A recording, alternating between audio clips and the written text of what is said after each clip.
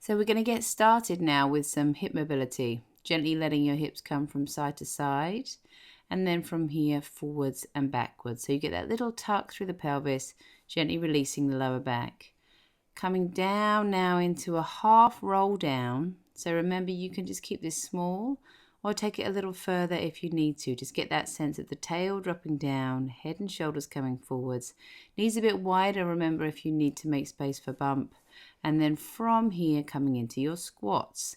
And remember, on these squats, again, knees a little wider to accommodate bump. Let your hips come back. Try and feel your knees gently come back as well so you get the pelvic floor working. We come down to the floor now onto your hands and knees, and we're going to start with those little hovers just to really engage trunk. Remember to exhale as you come into the hover, and you can always use a cushion between your thighs if you find that's more comfortable on your pelvis. Then from here into swimming. Again, you can use the cushion still if you want to.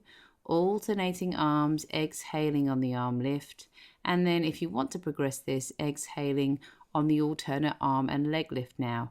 Remember to have that feeling of your trunk lifting as you do those.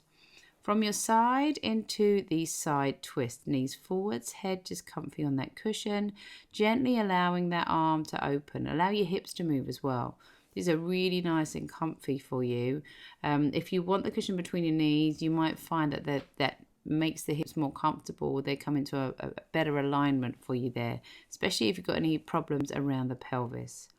Then from here, those little side lifts. So from your side, getting the sense of that knee lifting. Remember, hips stay put, feet stay together, and you want to feel this around the bottom.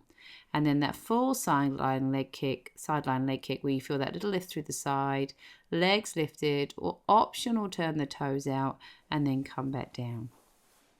From here now, just coming over onto your backs, coming in to begin with those shoulder bridges just to get the lower back moving. Remember to keep those ribs gently dropping down, and again, that optional cushion if you're experiencing pain around the pelvis as you do these. Great for the pelvic floor. You may also find it just feels a bit more comfortable on your pelvis. You get a bit more intensity. And then some gentle abdominal work, just gently letting the knees lift up. And depending on how pregnant you are, you may or may not want to hold these knees up there. And then we come now into a hip circle, just gently mobilizing the hips, also gently engaging the tummy muscles. Remember, that cushion under your bottom might make you feel a bit more comfortable, a bit more secure. And then from here, we're going to come up to your side, just into some nice side bends.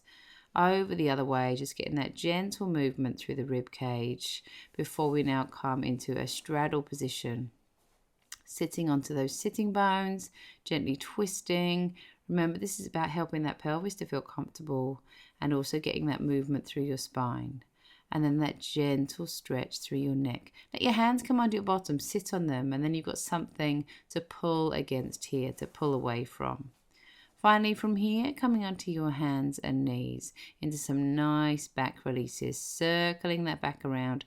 Notice if you watch me, I'm just allowing that back to relax a little bit here to get that release through your hips. And then into a cat stretch, and then again, release that back, remembering to gently relax those tummy muscles. Into your thread the needle stretch now, just gently twisting, remembering to bring your weight forwards over that front hand so you really feel the twist in your back, and then just toes together, knees wide as you gently stretch back.